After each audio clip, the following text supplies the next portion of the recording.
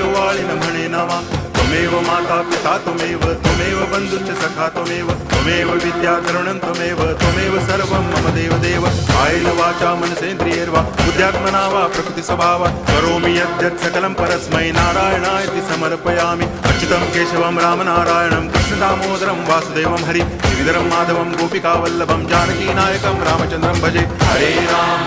Ram